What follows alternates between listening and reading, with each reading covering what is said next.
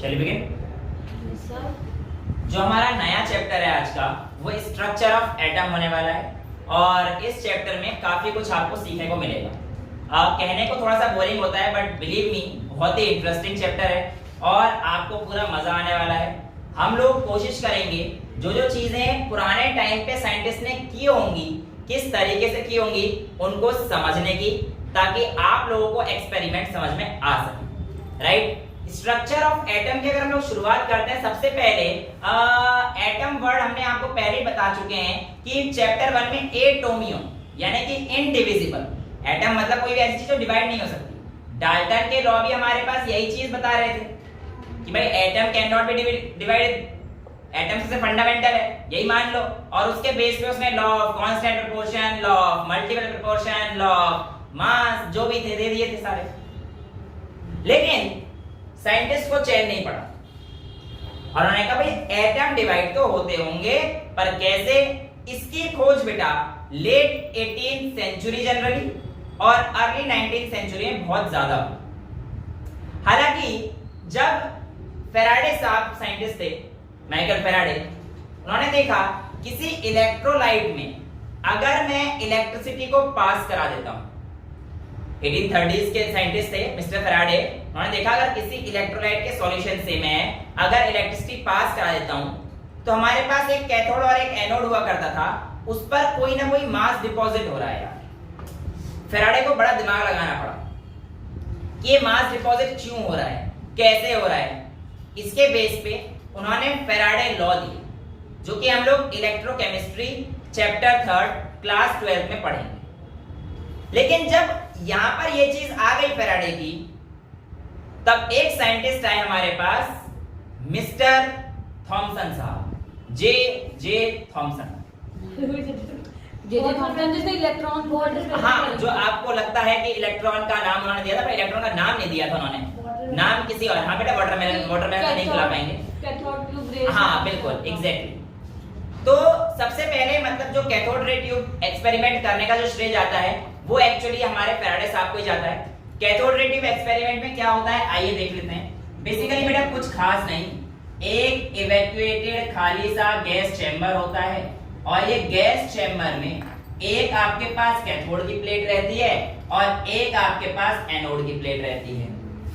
Electrical discharge of gas कराने के लिए, क्या करने के लिए, गैस का इलेक्ट्रिकल डिस्चार्ज कराने के लिए आपको कंडीशन चाहिए कि प्रेशर काफी लो हो और वोल्टेज काफी हाई हो। इसी कंडीशन में आप इलेक्ट्रिकल डिस्चार्ज ऑफ गैस करा सकते हैं।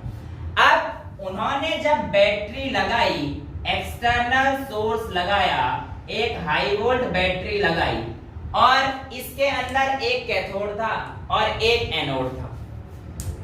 थॉमसन साहब ने मतलब ये तो हमारे पास सबसे पहले किसने किया, फैराडे साहब ने इन्वेंट करके दे दिया कि भाई ये कैथोड रे ट्यूब है, इसमें जो एक्सपेरिमेंट करने कर डाला। लेकिन इसका इस्तेमाल सबसे अच्छे से किसने किया, थॉमसन साहब ने किया। बस तुम्हें तो ये पता है थॉमसन साहब ने वाटरमेलन ने प्लम पुडिंग मॉडल दिया था, काम भी किया था यार उन्होंने, ऐसी नोबेल प्राइज नहीं मिला था उन्हें, नोबेल प्राइज ऐसे ही नहीं मिला, काम किया था बेटा। अब देखो काम क्या किया था। एक्चुअल में उन्होंने क्या किया कि यहां पर हमारे पास वही कंडीशन क्रिएट कर दी, लो प्रेशर की और हाई वोल्टेज की। हाई वोल्टेज और लो प्रेशर क्रिएट करने के बाद जब उन्होंने यहां से करंट दिया, तो उन्होंने कुछ अजीब सा देखा है। जो ये गैस थी, जो यहां पर गैस थी, अब उसके साथ क्या हो रहा था इस चीज को उन्होंने जानने की कोशिश की। ये हमारे पास कैथोड नेगेटिव टर्मिनल है और ये हमारे पास एनोड पॉजिटिव टर्मिनल है। राइट, उन्होंने पाया कि जैसे ही मैंने पोटेंशियल डिफरेंस बढ़ाया तो यहां से कुछ पार्टिकल्स, ये पार्टिकल आपको दिखेंगे नहीं, बस इनके इफेक्ट को ऑब्जर्व किया जा सकता है। उन्होंने देखा कि यार कुछ पार्टिकल मुझे ऐसा लग रहा है कि यहां से यहां ट्रेवल कर रहे हैं। अब उन्हें कैसे पता चला, एक्चुअल में उन्होंने इस एनोड को थोड़ा सा परफोरेटेड कर दिया, परफोरेटेड मतलब छेद कर दिए ऐसे, और इस एनोड के पीछे उन्होंने एक फॉस्फोरेसेंट स्क्रीन लगा दी। Phosphorescent screen generally zinc sulphide की बनाई जाती है, ऐसी सफेद या कुछ टाइप की होती है, और आपको इसके ऊपर जैसी कोई भी चीज स्ट्राइक करेगी तो एक चमचमाता हुआ स्किंटिलेशन इफेक्ट महसूस होगा। आपको पता पड़ जाएगा कि यहां पर कोई चीज हिट हुई है। उन्होंने देखा कि यहां से कुछ रेज निकल कर आ रही हैं और मेरी ये स्क्रीन जो है थोड़ी सी ग्लो कर रही है। उन्होंने इन रेज का नाम दिया कैथोड रे पार्टिकल्स। ध्यान रखना, कैथोड रे पार्टिकल्स का नाम दिया। क्या नाम दिया बेटा उन्होंने इन रेज का? Cathode ray particles. अब इस पार्टिकल में जो आप चीज देख पा रहे हैं वो प्रॉपर्टी क्या क्या है? एक, ये नेगेटिव से पॉजिटिव की तरफ जा रहा है। दूसरी जो चीज देखी गई, उन्होंने यहां पर बीच में एक रोटेटिंग पेडल डाला जो कि बहुत छोटे मास का था। उन्होंने पाया कि इसने, इन रेज ने इस रोटेटिंग पेडल को घुमा दिया। इसका मतलब इनके पास एनर्जी भी है। उन्होंने देखा कि ये नेगेटिव से पॉजिटिव की तरफ जा रहे हैं, तो इसीलिए ये नेगेटिवली चार्ज रहे होंगे, क्योंकि नेगेटिव से पॉजिटिव की तरफ जा रहे हैं। तो ये हमारे पास these were negatively charged particles। और एक इंपॉर्टेंट चीज जो उन्होंने नोट करी कि इसके अंदर कौन सी गैस है, उससे इन रेज पर कोई फर्क नहीं पड़ा था। यानी कि कैथोड रे पार्टिकल्स जो भी होंगे, मुझे अभी नहीं पता, हालांकि मुझे पता है तुम लोगों को समझ में आ रहा है कि इलेक्ट्रॉन की बात कर रहा हूं, बट हिस्ट्री से चलते हैं। उन्होंने ऐसे देखा हो, उन्होंने कहा कि जो कैथोड रे पार्टिकल्स हैं, नाम थोड़ी पता इलेक्ट्रॉन, ये इसके अंदर कौन सी गैस है इस पे डिपेंड नहीं करते हैं। तो हाइड्रोजन, तो they do not depend on the gas present inside this chamber. अब बाद में एक साइंटिस्ट आया स्टोनी, और उन्होंने पहली बार इन नेगेटिवली चार्ज पार्टिकल्स को इलेक्ट्रॉन का नाम दिया। Yes, this was true. नाम हाँ उन्होंने दिया था कि भाई ये नेगेटिवली चार्ज पार्टिकल हमारे पास इलेक्ट्रॉन है, तभी नाम मेंशन। हाँ, उनका नाम मेंशन नहीं है स्टोनी का आपके एनसीईआरटी में, बट काम इन्होंने किया था नाम देने का। सिर्फ पूरा काम तो ये करना बेचारे यार थॉमसन साहब ने। नहीं, फैराडे ने करा, अगर वो बनाता ही नहीं है चीज तो कोई बात नहीं, अब कुछ तो काम उन्होंने भी करा ना। अब ऐसे तो आप कह रहे हो, आप मेरा मतलब तुम कहना चाह रहे हो सारा काम मेरे पापा मम्मी ने करा, क्योंकि पापा मम्मी मेरे को नहीं बनाते, मैं तुम्हें पढ़ाता ही नहीं, है ना। ऐसा क्रेडिट मत दो यार, मेरा क्रेडिट मेरे पे रहने दो, मैं पढ़ा रहा हूँ, पापा मम्मी थोड़ी पढ़ा रहे हैं। चलिए, तो यहाँ पर हमारे पास ये चीज समझ में आई कि परफोरेटेड करने से हमें स्किंटिलेशन, ग्लोइंग इफेक्ट नजर आए, राइट। अब यहाँ पर उन्होंने कह दिया स्टोनी साहब ने कि नेगेटिवली चार्ज पार्टिकल्स क्या थे, इलेक्ट्रॉन थे, और उन्होंने बोला कि ये कैथोड रे पार्टिकल्स थे, नेगेटिवली चार्ज पार्टिकल थे। थॉमसन साहब ने यहीं पे अपनी बात खत्म कर दी। सर वो ग्लो किधर कर रहा था बेटा, ये स्क्रीन पे यहाँ पे ग्लोइंग इफेक्ट आ रहा। अभी आपको महसूस कराने की कोशिश करूंगा कि कैसे ग्लोइंग इफेक्ट आ रहा। अब आगे हम लोग बात करते हैं इनके कुछ और प्रॉपर्टीज की। तो जानते हैं क्या किया। देखो, यहीं पर जाकर डाल्टन गलती से, थॉमसन साहब यहाँ पर रुके नहीं थे। थॉमसन साहब ने आगे भी काम किया। आगे उन्होंने काम किया कि ये जो रेस थी, मान के चल लीजिए, अगर मैं कोई इलेक्ट्रिक फील्ड या मैग्नेटिक फील्ड नहीं लगाता हूं, तो बेटा वो सीधी सीधी इस पॉइंट पर जाकर मिलती है, let's say eight point B. यानी कि जो नेगेटिवली चार्ज पार्टिकल हैं, ये जब जा रहे थे, अगर आप कोई दूसरी फील्ड नहीं लगाएंगे, इलेक्ट्रिकल और मैग्नेटिक फील्ड, तो इनका पाथ कोई भी डेविएशन नहीं होगा। एक्चुअली में जो सीआरटी, कैथोड रेज ट्यूब, जो आप टीवी देखते हो, टीवी पुराने टाइप में से पीछे पूंछ निकली हुई होती थी ना, वो एक्चुअली सीआरटी ट्यूब बोलते थे, कैथोड रे ट्यूब। वो भी इसी फंडे पर काम करती थी कि पीछे से इलेक्ट्रॉन गए, और जब उन्होंने जाकर उस स्क्रीन ट्यूब को हिट किया, वहां पर आपके क्या होती थी, वो ट्यूब सामने तब आपकी स्क्रीन पे लगती थी। पीछे से कहानी कौन कर रहा था? कैथोड रे ट्यूब ही करती है उसकी, ठीक है। वो स्क्रीन जो तुम्हें दिखाई देती है, वो तो एक्चुअली बाद के इफेक्ट हैं, जो बेसिक इफेक्ट है उसमें उसे सीआरटी मॉनिटर इसलिए बोलते थे, कैथोड रे ट्यूब मॉनिटर, क्योंकि वो इस प्रिंसिपल पे काम करते हैं। ठीक है, अब सर अब तो हट गए। अब हट गए, पर थे तो सही, मैंने अपने टाइम पे देखे हैं, मैंने देखे हैं अपने टाइम। अच्छा इधर देखिए, यहां से हम लोगों ने देखा थॉमसन साहब बोलते हैं कि यार अगर तुम कोई भी इलेक्ट्रिक और मैग्नेटिक फील्ड ना लगाओ तो ये कहां पे स्ट्राइक कर रहे थे, एट पॉइंट बी।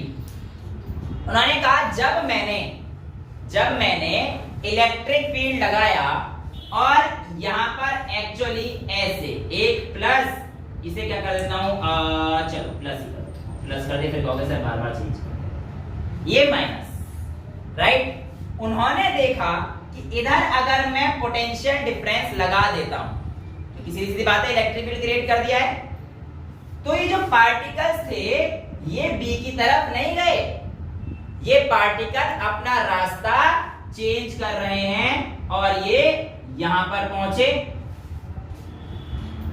इस पाथ को उन्होंने देखा और कहा कि यहां पर क्या आया, थोड़ा सा डिफ्लेक्शन, जिनको उन्होंने डेल्टा एक्स के नाम से दे दिया कि भाई ये जो पाथ है ये तो यार ऐसे जाना चाहिए था बी पॉइंट पर, बट अब कहां स्ट्राइक कर रहा है, ए पॉइंट पर स्ट्राइक कर रहा है।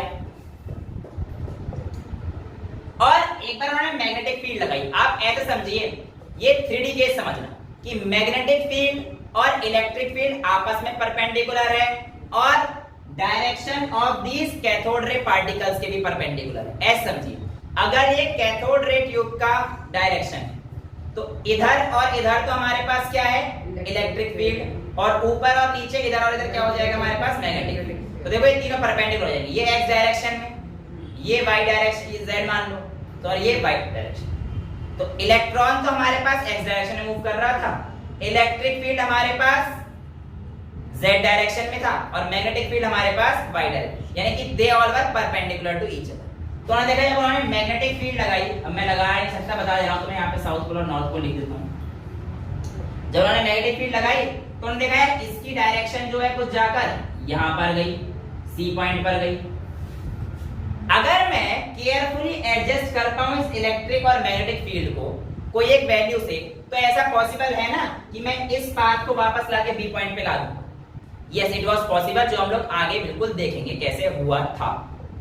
बट अभी के लिए इस मैग्नेटिक फील्ड को दिमाग से उड़ा दो, इस मैग्नेटिक फील्ड को दिमाग से उड़ा। और यहां पर उन्होंने एक चीज और देखी, उन्होंने कहा कि इसी पार्टिकल से, ये एनसीईआरटी में नहीं है, एनसीईआरटी में आगे डिस्कवरी ऑफ कैनाल रेज के फॉर्म में दे रखा है, बट हम लोग यहीं से देख लेंगे कैनाल रेज की डिस्कवरी कैसे हुई, राइट। यहां पर उन्होंने देखा था, मतलब जो प्रोटॉन्स की डिस्कवरी थी वो गोल्डस्टीन ने करी थी, नो डाउट, बट एक्चुअली बात यहां से आ चुकी। थॉमसन बता चुका था कि हमारे पास कुछ चीजें हैं जो आपको प्रोटॉन की खोज के लिए उत्सुक करती हैं। काम गोल्डस्टीन ने भले किया, पर इसने आइडिया बता दिया था। कैसे? उसने कहा कि जब मैंने और पोटेंशियल डिफरेंस बढ़ाया ना, तो मैंने सिर्फ और सिर्फ इसी प्लेट पर भी मैग्नेटिक फील्ड नहीं आई, कौन सी फील्ड है, सिर्फ और सिर्फ इलेक्ट्रिक फील्ड। उन्होंने कहा मैंने सिर्फ इसी फील्ड पर भी कुछ पार्टिकल्स को डिफ्लेक्ट होते हुए देखा और वो डिफ्लेक्शन इससे थोड़ा सा कम था। हाँ बिल्कुल बनता है, तभी तो हम लोग बात करेंगे इलेक्ट्रिसिटी और मैग्नेटिज्म को एक साथ कंबाइन करेंगे, हम बिल्कुल करेंगे। तो उन्होंने ये तो चीज बोली कि मेरे अभी तो उस टाइम पता नहीं था। उन्होंने कहा कि भाई साहब एक पार्टिकल पहले तो इधर की तरफ निकल गया, उसने इतना डिफ्लेक्शन शो किया, लेकिन दूसरा पार्टिकल भी नेगेटिव प्लेट की तरफ गया और उसने डिफ्लेक्शन कुछ कम शो किया। अब भाई साहब उसका माथा सटक गया, उसे बस एक ही चीज पता थी। वो एक चीज क्या थी? वो एक चीज ये थी कि आप लोगों से उसने बोला था किसी भी एटम के अंदर सभी चीजें बराबर मात्रा में मौजूद है, यानी कि अगर जितना पॉजिटिव चार्ज है उतना नेगेटिव चार्ज भी है। बस उसे इतना ही पता था। उसने कहा कि अगर ये यहां से यहां पर जा रहा है और ये यहां से यहां पर जा रहा है, तो एक तो चार्ज की वजह से ही पक्का डिफ्लेक्ट हो रहा है, और दूसरा जो वैल्यू है वो क्या हो सकती है, बड़ा दिमाग लगा रहा था। फिर उसे याद आया यार मास पे तो डिपेंड कर सकता है। तो उसने बोला जो डेविएशन है डेल्टा एक्स का, ये बराबर है charge to the mass ratio के, यानी कि डेल्टा एक्स किसके इक्वल है, deflection charge to mass ratio. अब ये जो डेल्टा एक्स आया ऊपर वाला है charge to mass ratio of negatively charge particle,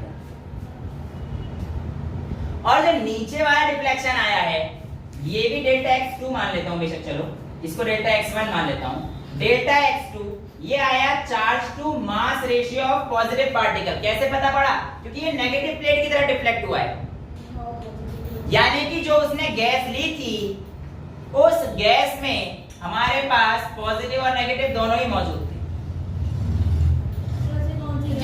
hydrogen gas के ऊपर एक सारा काम हुआ है, अभी तो आगे हम लोग देखेंगे। भाई कोई भी हमारे पास एलिमेंट होता है उसमें पॉजिटिव और नेगेटिव दोनों ही होते हैं, प्रोटॉन न्यूट्रॉन दोनों होते हैं। असेंबल किस तरीके से होते हैं वो भी हमें आगे देखना है, इस चैप्टर में हम लोग सारी चीज यही तो जानेंगे।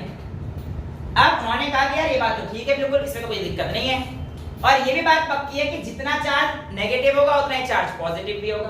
तो अगर मैं कह देता हूं कि delta x1 upon delta x2 निकालना है तो E by m negative upon E by m positive, और आई कैन से कि delta x1 upon delta x2 ये आपके पास mass of positive upon mass of negative, यानी कि ये रिलेशन तो इनवर्स है।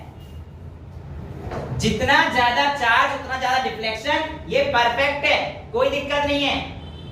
बट जितना कम मास उतना ज्यादा डिफ्लेक्शन, क्योंकि ये इनवर्स रिलेशन है। इनवर्स में इसके घटाने पर ही तो ये बढ़ेगा, तो इसका मतलब जितना कम मास होगा उतना डिफ्लेक्शन ज्यादा होगा। ओ, इससे थॉमसन साहब को एक बात समझ में आई कि जरूर ये पार्टिकल हल्का रहा होगा। अब एक्चुअल में डिफ्लेक्शन कितना था ये तो कैलकुलेट करा जा सकता था, हमें ये नहीं पता था भले, ये नहीं पता था भले, बट उन्होंने इसका रेशियो दे दिया था ना कि चार्ज टू मास रेशियो कितना आएगा, चार्ज टू मास रेशियो कितना आएगा ये तो उन्होंने बता दिया था। तो इन्होंने देखा कि इसकी जो वैल्यू आई थी ये हमारे पास कितनी आई थी, 1.75 into 10 की पावर 11। ये तो हमारे पास डिफ्लेक्शन की वैल्यू आई है ना, यानी कि चार्ज बाय मास की जो वैल्यू आई है वो हमारे पास इतनी आ गई। बट जब इस समय पर एक और साइंटिस्ट थे, कौन, मिलिगन्स। मिलिगन्स ने ऑयल ड्रॉप एक्सपेरिमेंट से ये बता दिया था कि इलेक्ट्रॉन के ऊपर जो चार्ज है वो है 1.6 into 10 की पावर -19 कूलम। समझ पा रहे हो? और उन्होंने कहा जब आप इसको ऐसा कर दीजिए, charge of electron to the ratio of charge to mass, यानी कि डिफ्लेक्शन, तो बेसिकली बचेगा क्या, E by 1, E से E मर गया, बेचारा हमारा n ही बचा ना। तो यहां से आपके पास मास ऑफ इलेक्ट्रॉन पहली बार कैलकुलेट किया गया, ऐसे कैलकुलेट हुआ था। कितना आएगा आप खुद ही देख लीजिए। E का रेशियो कितना दे रखा है, 1.6 into 10 की पावर -19 रेशियो E की वैल्यू, और E by m का रेशियो यहां से हम लोगों ने निकाल दिया था 1.75 into 10 की पावर -11। जब आप इसे ऊपर लेके जाएंगे तो यहां से आपका मास आ जाता है 9.1 into 10 की power -31 kg। This is how the mass of electron was calculated। रटने की जरूरत नहीं है, अब आपको समझ में आ जाना चाहिए कि इलेक्ट्रॉन का मास कहां से आया। हाँ बेटे 11, सॉरी बिल्कुल सही बात बोल रहे हो आप, ये +11 है और इसको ऊपर लेके जाऊंगा तो -30 हो जाएगा। हाँ वो वाली वैल्यू रखनी है यहाँ पे, देख लो, आई एम सॉरी, ठीक है चलेगा, कोई डाउट? तो यहाँ पर आपके पास मास जो आता है वो इस तरीके से आता है। क्लियर है यहाँ तक का कॉन्सेप्ट? क्लियर? तो ठीक है भाई, ये चीज हमें समझ में आ गई और ये बात भी पक्की हो गई कि थॉमसन साहब ने बहुत बड़ी डिस्कवरी दे दी थी। प्लस उन्होंने ये भी बता दिया था कि यहाँ पर कोई ना कोई पॉजिटिव चार्ज पार्टिकल भी है। यहाँ पर देखते हैं तो उन्होंने कहा कि यार यहाँ पे कुछ डिफ्लेक्शन को छोड़ दिया था उन्होंने, ये इसको डिस्कवरी करके खुश हो गए थे, नोबेल प्राइज मिल गया था और बड़े खुश थे। और इसके बेस पे उन्होंने एक मॉडल दिया एटम का कि भैया एटम कैसे अरेंज रहते हैं। उन्होंने कह दिया तरबूज खाया है, तुम लोगों से तरबूज पूछूंगा, कोई और होता तो प्लम पुडिंग पूछता है, अगर अंग्रेज पढ़ रहे होते तो प्लम पुडिंग पूछता उनसे। प्लम पुडिंग कुछ नहीं होता, खीर की तरह, खीर समझ लो, जैसे हमारी खीर होती है ना, साबूदाना चावल, साबूदाना चावल से खाते कौन सी वाली? मैं बताता हूँ, सुन तो लो। खीर में हम लोग ड्राई फ्रूट्स वगैरह डाल देते हैं ना, किशमिश काजू अलग से दिखते हैं, वो किशमिश किशमिश किशमिश, उन्हें इलेक्ट्रॉन समझ लो, और पूरी खीर सफेद कलर की होती है, वो आपका न्यूक्लियस। अच्छा, नहीं खाई होगी खीर, तरबूज तो खाया होगा, कुछ दिन पहले तरबूज से हमने खेल किया था, इसलिए मैं तरबूज लाया ही नहीं। समझ जाओगे तरबूज तो, रदरफोर्ड जब आएगा तब समझ जाएंगे। अच्छा ठीक है, खाने को नहीं मिला था, अगली बार खिला देंगे। तो बेटा तरबूज का जो रेड पार्ट है वो तो पूरा न्यूक्लियस है, और उसके अंदर इलेक्ट्रॉन ऐसे एम्बेडेड है जिसकी वजह से पूरा स्टेबल है। तो स्टेबिलिटी ऑफ एटम को उन्होंने इस तरीके से बताया था कि इलेक्ट्रॉन न्यूक्लियस के आसपास ऐसे घिरे रहते हैं, और जो पूरा पॉजिटिवली चार्ज है वो उसको स्टेबल कर देता है। तो न्यूक्लियस एज अ होल उन्होंने क्या बताया, पूरा बिखरा हुआ है, हर तरफ बिखरा हुआ है, और उसमें इलेक्ट्रॉन्स एम्बेडेड है। This was the model of Thomson. But इनके मॉडल के ड्रॉबैक्स क्या थे, जो लेटर ऑन एक्सपेरिमेंट्स परफॉर्म हुए। प्रोटॉन, इलेक्ट्रिक प्रोटॉन थॉमसन ने तो ना निकाला, प्रोटॉन नहीं दिया है, गोल्ड नाम, हाँ गोल्ड स्टीन था कि करेंगे उसकी बात, उन्होंने बस बोल दिया था कुछ है यहाँ पर, और इतना भी खुश हो गया था ना। अभी देखेंगे इसका डिफ्लेक्शन क्यों कम आया, ये भी हम लोग अभी देखेंगे। बेटा सीधी सीधी बात है, इसका डिफ्लेक्शन क्यों कम आया होगा, चार्ज तो सेम है, ऑब्वियसली बात है, इसका मास ज्यादा रहा होगा तभी तो डिफ्लेक्शन कम आया होगा, और प्रोटॉन का मास इलेक्ट्रॉन से ज्यादा होता है, 1.66 × 10 की पावर -27 kg, तो इसलिए उसका डिफ्लेक्शन कम आया। मैंने आपका सारा केस खत्म कर दिया, अब आप सस्पेंस में नहीं, ठीक है। मैं सोचा था इसे बाद में कराऊंगा, बट तुम्हारे में पहले जो है यही चाहिए सबसे पहले। चलो कोई आगे वाली सीरीज देख लेंगे, रिजल्ट आने वाला है धीरे-धीरे। वेल यहाँ पर थॉमसन साहब ने अपना काम कर दिया, बट यहाँ पर इसके साथ साथ शुरुआत हुई डिस्कवरी ऑफ कैनाल रेज। ये तो कैथोड रेज थी, अब हमारे पास कौन सी आने वाली है, डिस्कवरी ऑफ कैनाल रेज, जिनको हम लोग एनोड रेज ही बोलते हैं। जस्ट एक्सपेरिमेंट को उल्टा कर दो, कैनाल रेज या एनोड, यहाँ पे एनोड लगा दो, यहाँ पे परफोरेटेड कैथोड लगा दो, यानी कि यहाँ पे पॉजिटिव और यहाँ पर नेगेटिव। देखो बेटा काम सारा वैसे ही चला था कैनाल रेज का, कि भाई हमने जब यहाँ पे हाई पोटेंशियल डिफरेंस लगाया तो यहाँ से कुछ पार्टिकल्स निकले, उनको चलते हुए देखा तो उसने भी इसको स्पिन करा दिया, उसके बाद ये पॉजिटिव से नेगेटिव की तरफ गए, यहाँ पर भी उसने फ्लोरोसेंट स्क्रीन या फॉस्फोरेसेंस स्क्रीन पे ग्लोइंग इफेक्ट दिखाया। बट इसकी जो एक सबसे इंपॉर्टेंट चेंज जो देखा गया वो ये था कि आपने चैम्बर का मटेरियल क्या लिया है, या चैम्बर के अंदर कौन सी गैस ली है, उसके हिसाब से ये प्रॉपर्टी चेंज कर रहा था। यानी कि एनोड रेज के पार्टिकल्स जो कि पॉजिटिवली चार्ज पार्टिकल्स हैं, या पॉजिटिवली चार्ज आयंस, जिनको हम लोगों ने बाद में प्रोटॉन्स का नाम दे दिया था गोल्डस्टीन के द्वारा, वो इस नेचर ऑफ द मटेरियल पर डिपेंड करते हैं। लेकिन हमारे पास जो कैथोड रे के पार्टिकल्स थे वो डिपेंड नहीं कर रहे थे। This was all regarding how electron and protons were discovered. But यहाँ पर एंट्री होती है एक और मनुष्य की, जिसका नाम था चैडविक। चैडविक के बाद अभी रदरफोर्ड को मैं बिल्कुल सेपरेट रख रहा हूँ, क्योंकि उसे हम लोग बिल्कुल अलग तरीके से पढ़ेंगे। बस मैं इलेक्ट्रॉन प्रोटॉन न्यूट्रॉन बता दूं ताकि आपको पता पड़ जाए कि एटम के अंदर ये तीन चीजें हैं। हाँ, एंटी न्यूट्रॉन की जरूरत है। उन्होंने कहा कि यार ऐसे इलेक्ट्रॉन निकल रहा है, प्रोटॉन निकल रहा है, तो कहीं ना कहीं कुछ ना कुछ न्यूट्रलिटी को मेंटेन रखने के लिए इक्का दुक्का पार्टिकल मुझे और देखने हैं। जब उसने और एक्सपेरिमेंट्स करे, जो आप हायर क्लासेस में पढ़ेंगे अपनी, अगर केमिस्ट्री में स्पेसिफिक कोई काम करते हैं तो आप पढ़ेंगे कि बीटा पार्टिकल्स, अल्फा पार्टिकल्स, उनका एमिशन, हालांकि थोड़ा बहुत तो हम लोग क्लास 12 की फिजिक्स में ही पढ़ लेंगे, और थोड़ा बहुत मैं आपको यहाँ पे भी करा दूंगा। लेकिन उन्होंने देखा कि कुछ पार्टिकल ऐसे भी निकले जिनके ऊपर ना तो पॉजिटिव चार्ज था ना नेगेटिव चार्ज था, यानी कि दे वर इलेक्ट्रिकली न्यूट्रल। और वो भी किस तरीके से अरेंज थे ये हम लोग आगे इसी चैप्टर में जानेंगे। तो डिफ्लेक्ट ही नहीं करता? नहीं, वो डिफ्लेक्ट नहीं करे, एग्जैक्टली वो डिफ्लेक्ट नहीं करेंगे। अब उनका जो मास देखा गया बेटा, वो किस पे कितना था, लगभग प्रोटॉन से बराबर था, पर थोड़ा सा बड़ा था, बहुत ज्यादा नहीं, थोड़ा सा बड़ा। ठीक है, यहां पर हमारे पास थॉमसन मॉडल खत्म हो जाता है, और ये उसके ड्रॉबैक्स जो आपको मैंने बताया कि आगे आने वाले साइंटिस्ट जैसे इलेक्ट्रिक इफेक्ट या मैग्नेटिक इफेक्ट पे उसमें ये सारी मॉडल काम नहीं करे, है ना। हाँ, बस वो स्टेबिलिटी के बारे में बता पाया था, किस तरीके से अरेंजमेंट होते हैं इसके बारे में उसने कुछ नहीं बताया, इलेक्ट्रॉन किस तरह से घूमते हैं इसके बारे में कुछ नहीं बताया। ये उसके ड्रॉबैक्स थे। अब इन्हीं चीज को इस्तेमाल करते हुए रदरफोर्ड को आइडिया मिला। उसने कहा अच्छा ऐसा है, अभी तो भैया पूरी जो केमिस्ट्री है हिली हुई है, क्यों ना मैं ही कुछ कर देता हूं। तो रदरफोर्ड ने एक मॉडल बनाया, जो मॉडल मैं कोशिश कर रहा हूं कि आपको समझ में आ जाए।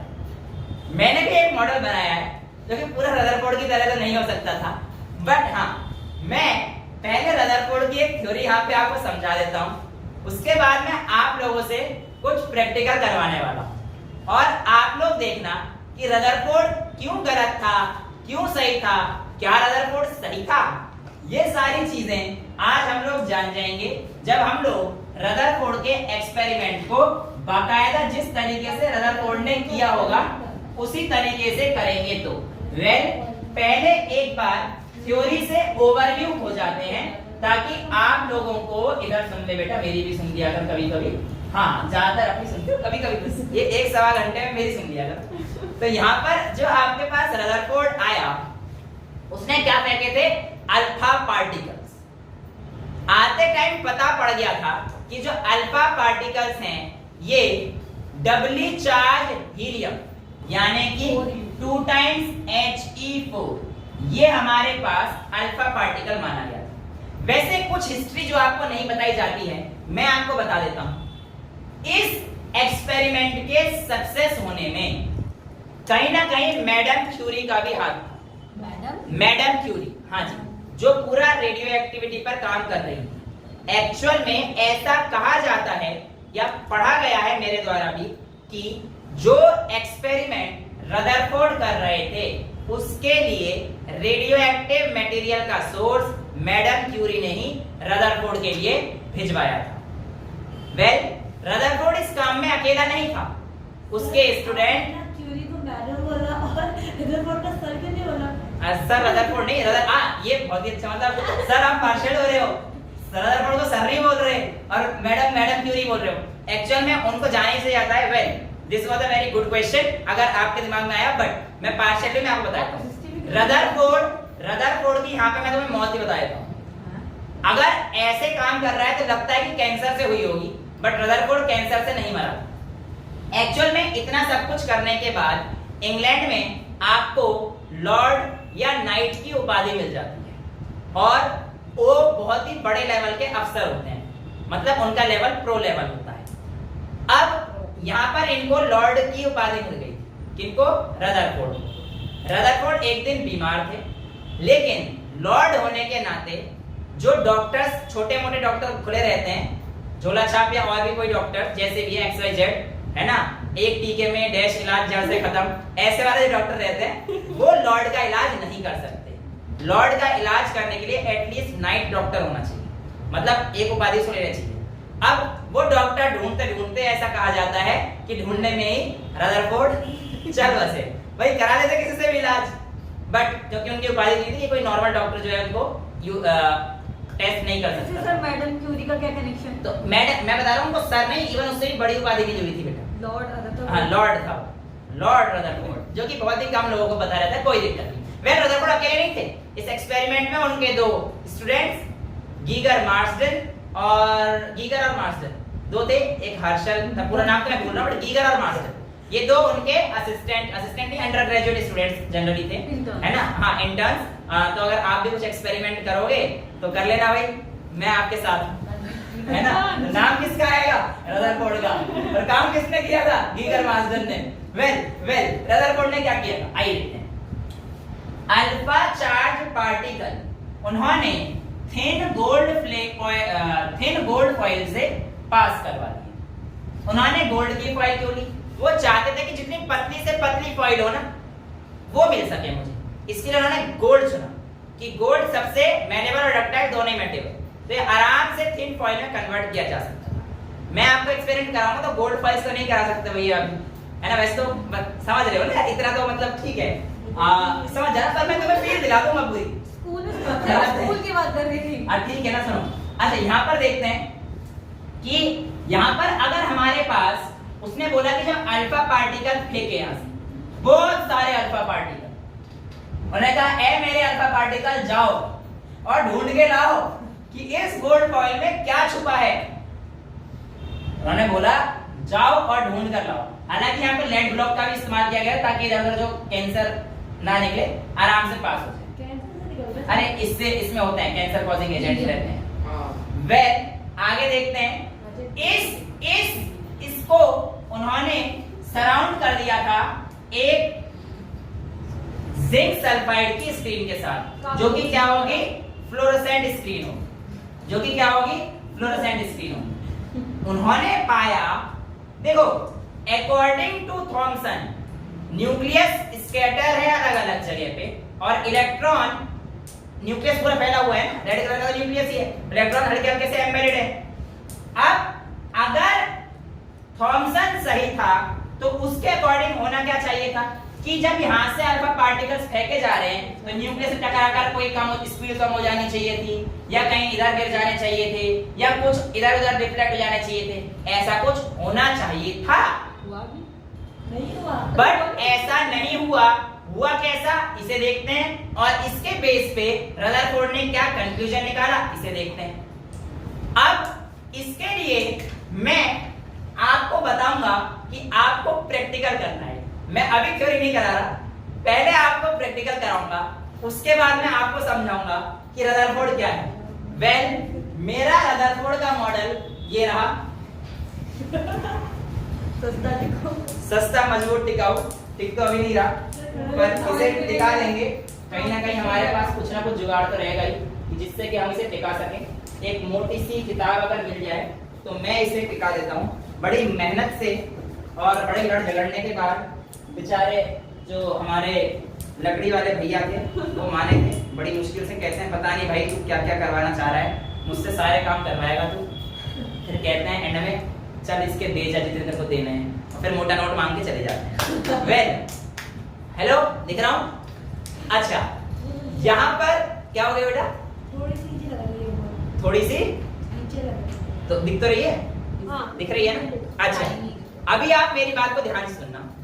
आप लोगों को मैं जिस तरीके से रदरफोर्ड ने कहा था ना, ए मेरे अल्फा पार्टिकल जाओ, ऐसे मैं तुमसे बोलूंगा कि ए मेरे रदरफोर्ड, मेरे रदरफोर्ड नहीं, ए मेरे अल्फा पार्टिकल, मैं तुम्हारा रदरफोर्ड हूँ और तुम मेरे अल्फा पार्टिकल। सर आप वो कर देना जॉर्ज। नहीं जॉर्ज मास्टर नहीं, मैं रदरफोर्ड हूँ। जब मैं बोलूंगा मेरे अल्फा पार्टिकल्स जाओ, तब तुम्हें यहाँ पर जो मैंने तुम्हें सामान दिया है उसकी बौछार करनी है, और इस तरीके से करना कि आप लोगों को एक दूसरे के सर पे बॉल ना मारे, ठीक है। अच्छा मैं थोड़ा सा हट जाता हूँ क्योंकि मुझे पता है कि आप लोग मेरे को टारगेट बना के मारने वाले, बट सुन लो ध्यान से। जो काम यहाँ पर ये रदरफोर्ड के लिए जिंक सल्फाइड की स्क्रीन कर रही थी, मेरे लिए वो काम मेरा बोर्ड करेगा। यानी कि जितनी बार बोर्ड पे लगेगी इसका मतलब मेरा स्किन हो गया है। समझ जाना अपने आप में, सस्ता जुगाड़ यही है। तो आपको इसके अंदर से, इस फ्रेम के अंदर से बॉल फेंकनी है, और बॉल कोशिश करना अगर इस पे लग जाए तो ये क्या चीज है ये तो हम लोग आगे देखेंगे। आपको एक्सपेरिमेंट समझ में आ चुका है। अभी मैं पीछे आऊंगा तब एक एक करके आप आराम से बॉल फेंकना, और मैं थोड़ा सा पीछे आ जाता हूं ताकि मेरे ना लगे। अभी रुक जाओ, जब मैं बोलूंगा मेरे अल्फा पार्टिकल्स जाओ तब मेरे अल्फा पार्टिकल्स जाने चाहिए, ठीक है। आइए मैं थोड़ा सा पीछे आ जाता हूं, रुक जाओ। अरे मेरे अल्फा पार्टिकल्स जाओ, आहा ओ बीच वाले को हिट करो, बीच वाले को, न्यूक्लियस को हिट करो जल्दी। मैं देखूंगा कितने ने हिट किया है, एक ने भी नहीं करा है। करो, अरे करो बेटा, शाबाश, एक हुआ है, एक हुआ, मैंने एक और हो गया, वेरी गुड। बहुत अच्छे, बॉल खत्म। अरे मेरे अल्फा पार्टिकल खत्म। देखो कितने अच्छे से मार रहे हैं, शाबाश। बस मुन्ना बस, हाँ शाबाश शाबाश, बस दिख गया मुझे कितने अच्छे निशाने हैं, शाबाश। यही काम तो रदरफोर्ड ने भी देखा था। काफी अच्छी खासी बॉल आप लोगों ने यहाँ पे करी। किसने जेब में दे रखी मेरे को मारने के लिए? और देखो उसके हाथ में ये देखो, मुझे पता था एक हाथ काम करते ही है ऐसे, एक हाथ सर के पहलेंगे जब सर मार, मैं आराम से मारना भाई जब मारो। अच्छा अब देखो, ईमानदारी से मैं कसम से वीडियो दिखा दूंगा, इक्का दुक्का बॉल इतनी लगी और कम से कम 100 से 150 बॉल फेंकी गई। यानी कि तुम लोगों ने जितने अल्फा पार्टिकल फेंके, most of the alpha particles तो इसके अंदर से ऐसे पास हो गए थे। अरे मेरे अल्फा पार्टिकल्स ऐसे चले गए थे इसके अंदर से विदाउट एनी डिफ्लेक्शन। हाँ कुछ इक्का दुक्का के तार पे लगे थे जो बॉल इधर से डिफ्लेक्ट हो गई थी, इक्का दुक्का थे, बहुत ज्यादा नहीं थे। इक्का पहले मैं आती हूँ दुक्का। ठीक है, हाँ इक्का दुक्का जिसने मारे होंगे, बट ये वाला तो पता नहीं एक था भी या नहीं। एक था, चलो ठीक है एक था, इतने में एक था। बेटा बिल्कुल यही सेम ऑब्जर्वेशन रदरफोर्ड को मिली। उन्होंने जब अल्फा पार्टिकल निकाले तो उन्होंने कहा कि most of the particles passes without any deviation, without any deflection. सारे अल्फा पार्टिकल ऐसे के ऐसे ही निकल गए। ये उसकी ऑब्जर्वेशन थी, एक्सपेरिमेंट हमने कर लिया है। रदरफोर्ड की पहली ऑब्जर्वेशन थी कि most of the particles passes without any deviation और डिफ्लेक्शन। उसने कहा few particles passes showing some deflection, और उसने कहा only one out of I don't know 18,000 20,000 है 80,000 है, जो भी एनसीईआरटी में लिखा हो, वैसे 20,000 लिखा होता है, 20,000 passes straight back to the original path। यानी कि अगर उनके पास ये स्क्रीन ऐसी थी गोल पूरी, तो एक पार्टिकल उन रदरफोर्ड के पार्टिकल ऐसा जो इस पे इधर आया। इससे क्या मतलब था, आइए देखते हैं। इस मॉडल को आप दोबारा समझ लेते हैं। ये मॉडल जिसके पीछे मैं खड़ा हूं आपके सामने अभी, ये रदरफोर्ड का मॉडल है। एक्सपेरिमेंट हो गया, सब कुछ हो गया, अभी बता रहा हूं। ये रदरफोर्ड का मॉडल है और इस मॉडल के according most of the space inside the atom is empty. खाली भैया दिख रहा है, खाली। उन्होंने कहा कि कुछ पार्टिकल डेविएट हुए थे, शायद वो ऐसे रहे होंगे कि अल्फा पार्टिकल पॉजिटिव वाले यहां से आ रहे थे और पॉजिटिव जहां से रिपेल होकर थोड़े इस तरफ चले गए या इस तरफ चले गए, वो कुछ पार्टिकल्स रहे। और उन्होंने कहा सिर्फ एक ही पार्टिकल ऐसा था इतने पार्टिकल में से जो यहां से रख के बिल्कुल वापस गया। तुम्हारा एक भी नहीं आया था वैसे तो, हालांकि मैं थोड़े से और बॉल एक आध आया था, ठीक है। बॉल यहां से रख के वापस ऐसे जाना, मतलब एक कोई ना कोई चीज ऐसी है जो कि सेंटर पे मौजूद है, जहां पर पूरा का पूरा मास कंसंट्रेटेड है उसका। इस पूरे एटम का मास कहां पे कंसंट्रेटेड है, कहीं सेंटर पे। और क्या नाम दिया उन्होंने इसका, न्यूक्लियाई। यहां से न्यूक्लियाई हमारे पास आया था रदरफोर्ड मॉडल। ऐसा नहीं जैसे थॉमसन के हिसाब से न्यूक्लियाई यहां पर पूरे में न्यूक्लियाई है, इलेक्ट्रॉन गुच्छे गुच्छे में ऐसे भरे हुए, ऐसा थोड़ी था। ये देख लो खाली है पूरा एटम, खाली है। हाँ सर। कुछ जगह पर वो भी स्पेसिफाइड पोजीशन पर न्यूक्लियस ऐसे, और उन्होंने कहा इसी न्यूक्लियस के आसपास इलेक्ट्रॉन एक सर्कुलर ऑर्बिट में घूमते हैं। ओहो, जब तक बात चल रही थी बिना इलेक्ट्रॉन वाली, तब तक हमें सब कुछ अच्छा अच्छा लग रहा था, लेकिन जैसे इलेक्ट्रॉन वाली बात आई तो अब हमें दिक्कतें पैदा हो। क्यों दिक्कतें पैदा हो गई, आइए देख लेते हैं मेरा मॉडल। इसके बेस पे उन्होंने ऑब्जर्वेशन क्या किया ये देख लेते हैं। जब उन्होंने कहा कि बहुत सारा पार्टिकल्स बिना डेविएशन के गए, इसका मतलब most of the space is empty. उन्होंने कहा कुछ जगह से डिफ्लेक्ट हुए, इसका मतलब कहीं ना कहीं पॉजिटिव चार्ज के चार्ज रिपल्शन हो गया और आ गया, और एक जो बिल्कुल बैक आया, इसका मतलब कोर पे कहीं पे एक सॉलिड मास है जहां पे लगकर पार्टिकल बिल्कुल वापस आ गया। This was how Rutherford model was completed. But जब उन्होंने कहा कि इलेक्ट्रॉन किस तरीके से अरेंज है, तो उन्होंने कहा इसी न्यूक्लियस के अराउंड में, ये सेंटर का न्यूक्लियस है, इलेक्ट्रॉन एक फिक्स्ड ऑर्बिट में घूमते हैं। यहां हो गई गड़बड़, मतलब कहीं ना कहीं तुम्हें ऐसा ही लगा सोलर सिस्टम वाली फील नहीं आ रही?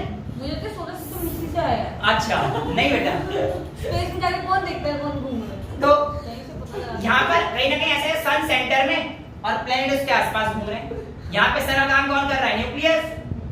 और इलेक्ट्रॉन बाकी सारे आपके प्लैनेट्स हो गए।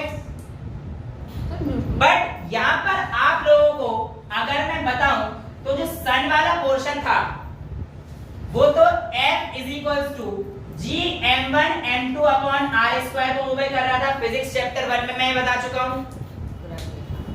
लेकिन यहाँ पे तो कहानी इलेक्ट्रॉन और प्रोटॉन की है, तो मास है चार्ज ये वाला पार्टिकल तो गया, तो जो चार्ज आएगा तो हमारे पास फोर्स भी बदल जाएगा। और फोर्स कौन सा आने वाला है आपकी बार हमारे पास?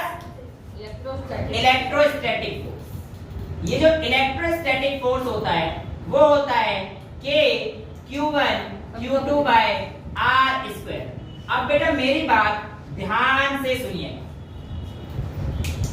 एक्चुअल में रदरफोर्ड के मॉडल में क्या कमी थी, आज इस चीज को समझते हैं। अब अगर मैं इसका इस्तेमाल करता हूं तो यार यहां पे एक चीज समझ में नहीं आ रही क्या कि ये तो प्रोटॉन होगा ये इलेक्ट्रॉन होगा।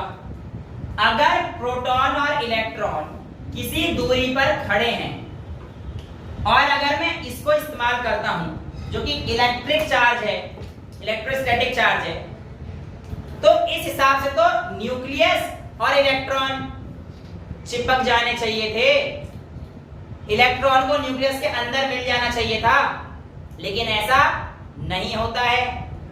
तो इसका मतलब ये लॉ गलत है। ओहो ये तो बड़ी दुविधा आ गई है। इसका मतलब ये लॉ गलत है और मैं आपको प्रूफ करके दिखा दूंगा अभी कि किस तरीके से आप लोगों का, पहले तो मैं आपको प्रूफ करूंगा कि इससे मैं कैसे जो है आपका रेडियस निकाल सकता हूं ऑफ द न्यूक्लियस। यस इससे। अभी एक्चुअल में रदरफोर्ड ने क्या किया होगा, और भी काम किए थे। कोई आएगा यहाँ पर प्लीज एक मिनट के लिए, कोई भी एक बच्चा जल्दी जल्दी। रदरफोर्ड का मॉडल सिर्फ इतना नहीं रहा हो, उन्होंने एक्चुअल में साइज ऑफ न्यूक्लियस भी एस्टिमेट किया था।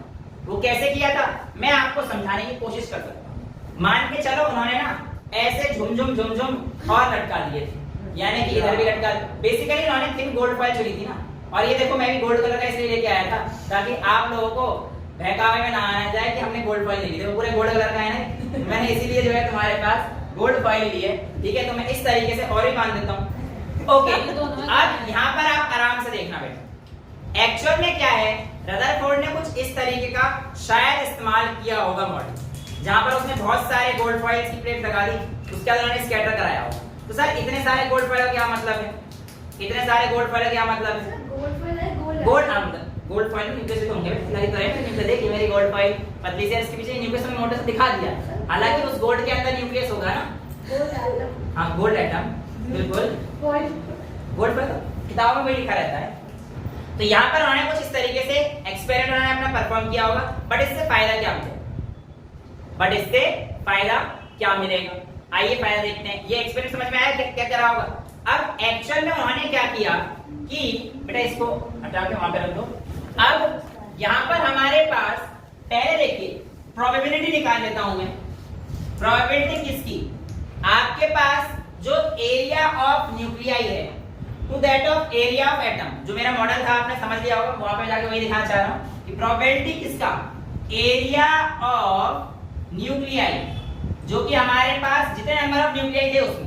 अभी रदरफोर्ड के मॉडल में ऐसे ही उसने कहा जाता है कि 117 या 115 के आसपास ऐसे लाइन बनाई थी। बट जो भी है वो आराम से हम लोग यहाँ से निकाल सकते हैं। एरिया ऑफ न्यूक्लियाई अपॉन में एरिया ऑफ एटम। पहले इसकी प्रोबेबिलिटी निकाल लीजिए। आप लोगों के पास इसकी प्रोबेबिलिटी की जो वैल्यू आएगी हमें तो नहीं पता, तो उसने उस एक्सपेरिमेंट का इस्तेमाल किया जो आपने अभी कुछ देर पहले किया था। यानी कि जब मैंने बॉल फेंकी तो कितनी डिफ्लेक्ट हुई, यानी कि प्रोबेबिलिटी का इस्तेमाल उसने यहां से किया कि total number of ball that was back scattered, क्योंकि जहां से बॉल सीधे निकल गई ना वो न्यूक्लियस पे हिट ही नहीं करी थी। वो न्यूक्लियस पे हिट ही नहीं करी थी, न्यूक्लियस का कोई मतलब ही नहीं आया ना वहां पे। तो total number of balls that were back scattered upon में total number of balls that are being thrown by you people upon में टोटल बॉल। 2 आई थी 150 बॉल में से, जो भी रहा होगा रिजल्ट 0 नहीं था। प्रोबेबिलिटी कुछ थी, तो यहां पर मेरे पास एक वैल्यू आ गई है, प्रोबेबिलिटी की वैल्यू आई है। ये चीज आपके बुक्स में नहीं है, ध्यान सुनना। इसलिए ये प्रोबेबिलिटी की वैल्यू इन्होंने यहां पर रखा, इस प्रोबेबिलिटी की वैल्यू को उन्होंने यहां पर रखा। लेट्स से यहां से कोई x value I. Area of nucleus the nucleus मैंने अभी 4-5 लगा रखे थे, ऐसे रदरफोर्ड ने भी नंबर ऑफ न्यूक्लियस लगा रखे थे into pi r square. Nucleus is assumed to be spherical and moreover atoms is also assumed to be spherical। Upon में एरिया ऑफ एटम वो आप आराम से निकाल सकते हैं, जो भी होगा भाई एटम का एरिया तो हमें पता है ना, ठीक है। जो हमने एटम लिया है उसका एरिया में, उसका अगर रेडियस ना है तो उसका हम लोग एरिया आराम से निकाल सकते हैं। तो न्यूक्लियस का चाहिए था, इतने एडवांस तो हम हो गए थे कि एटम का एरिया निकाल लिया था। So area of atom can be calculated here. यहां से आपके पास जो भी वैल्यू आएगी एरिया ऑफ एटम की, आप उसको इस x के साथ रखकर पहले रेडियस कैलकुलेट कर सकते हैं और उस रेडियस से आप लोग diameter of the nuclei calculate कर सकते हैं। और जो इसका रिजल्ट आया था, बिलीव मी, अप्रोक्सीमेटली 10 की पावर -15 मीटर आया था। आपकी एनसीईआरटी किताब में शायद 14 दे रखा है, वो 14 या 15 अपने हिसाब से आप कर लेना, मुझे कोई मतलब नहीं है। तो 10 की पावर -15 मीटर डायमीटर आया। और न्यूक्लियाई का, बेटा न्यूक्लियाई का निकाला है मैंने, ये एटम का तो वैल्यू यहाँ पे फिक्स थी, लेट्स से भाई एरिया ऑफ एटम तो आप लोग आराम से निकाल लेंगे। तो ये प्रोबेबिलिटी ये आपको निकालनी थी, इसके लिए एक्सपेरिमेंट करे थे रदरफोर्ड ने, राइट। यहां से वैल्यू आ गई आपके पास भी।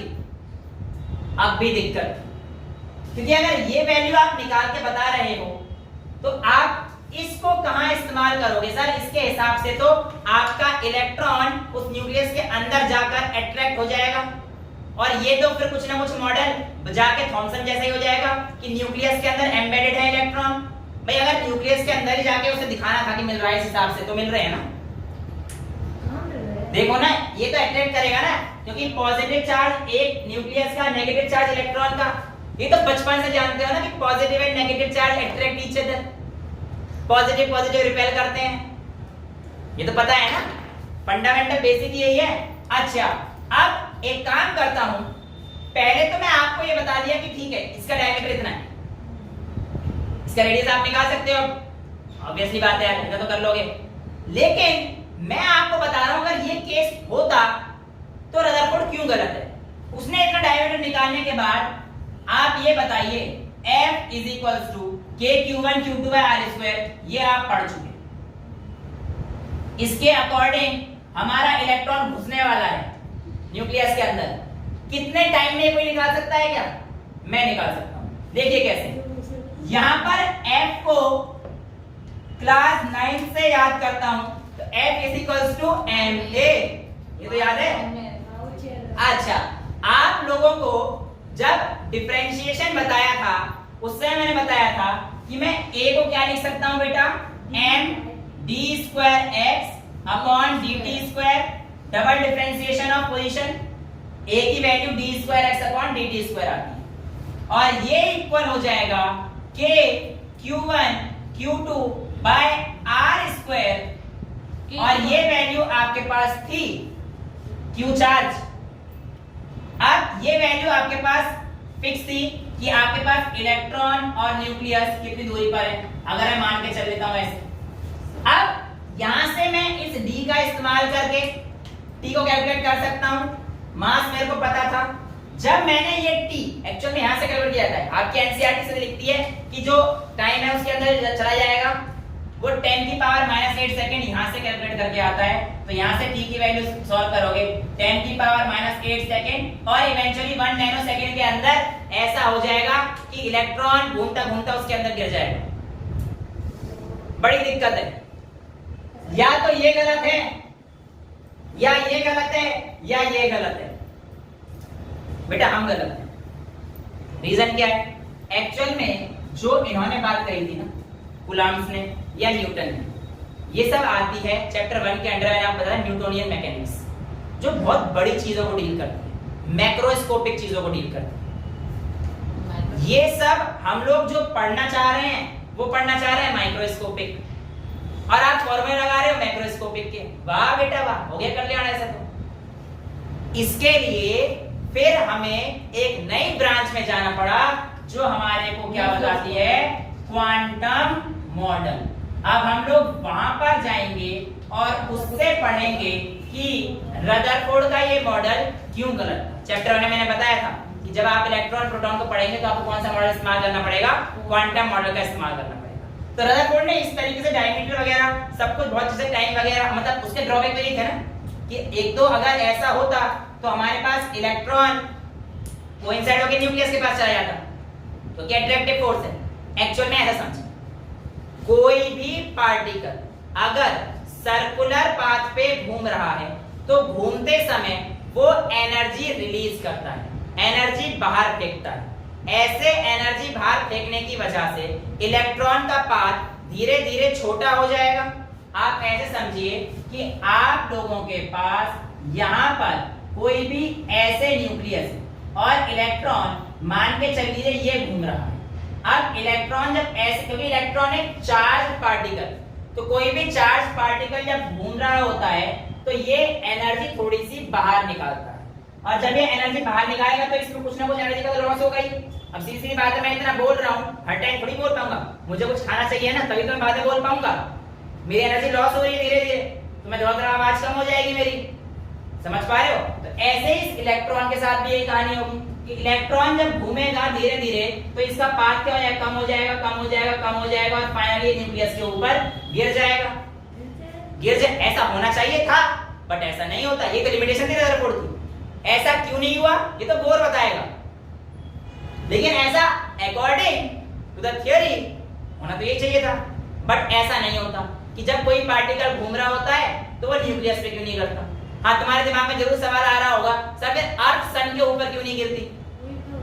वही तो, हाँ मुझे पता है ना क्या सवाल आ सकता है दिमाग में। इलेक्ट्रोस्टैटिक फोर्स है वो ग्रेविटेशनल है। एग्जैक्टली, आंसर तो बिल्कुल सही दिया है कि सर ये इलेक्ट्रोस्टैटिक फोर्स है और वो ग्रेविटेशनल फोर्स है, बट और अच्छे से आंसर देते तो बेटा आपको बोलना चाहिए था सर ये केस चार्ज पार्टिकल के ऊपर लागू होता है और हमारे planets are not charged. Please बहुत आराम से मास वाले फंडे को फॉलो करते हुए, सेंटीमीटर फोर्स के अराउंड को लगाते हुए आराम से घूम रहे हैं। और आपसे अगर ये भी पूछा जाता कि इसके बीच में घूमने की टेंडेंसी कौन करा रहा है, तो ये भी आपको बोर बताया। फिर घूम कैसे रहा है सर, अगर ऐसे रेडिएट आउट एनर्जी होगी तो वो गिरेगा एक टाइम पे, बट क्यों नहीं हो पा रहा, ये भी आपको कौन बताएगा, बोर साहब बताएंगे। तो इस तरीके से रदरफोर्ड मॉडल ने काम तो बहुत अच्छा किया था। देखो साइज ऑफ न्यूक्लियस बिल्कुल उन्होंने एस्टिमेट कर दिया था, है ना।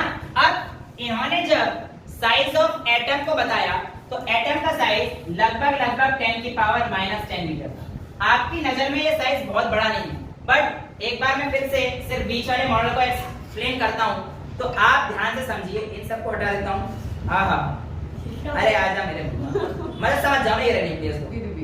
प्राची को बोलो नहीं नहीं काफी। देखो ये एक न्यूक्लियस मान लो, अभी मतलब दो है, ठीक है मान। आप देखो ना इसके मुकाबले में इनका साइज क्या है, कुछ भी नहीं।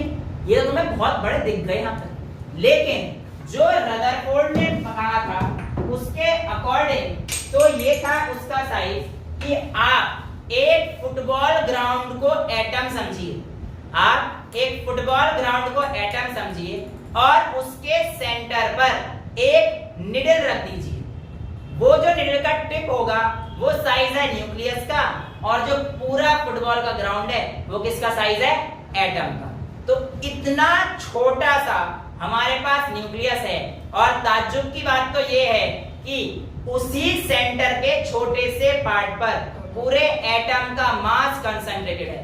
यानी कि अगर मेरे को थ्योरेटिकली समझाना हो तो ऐसे समझिए, जब तक मेरे पास ये न्यूक्लियस नहीं है, एक न्यूक्लियस ले लेता हूं, अभी ये नहीं, ठीक है, तो मैं इसको बहुत आराम से उठा पा, अभी ये नहीं है, गायब, मान के चलना ना। अभी तो मैं इसे हनुमान जी की तरह बहुत आराम से उठा सकता हूं, ये बहुत आराम से उठा, ठीक है।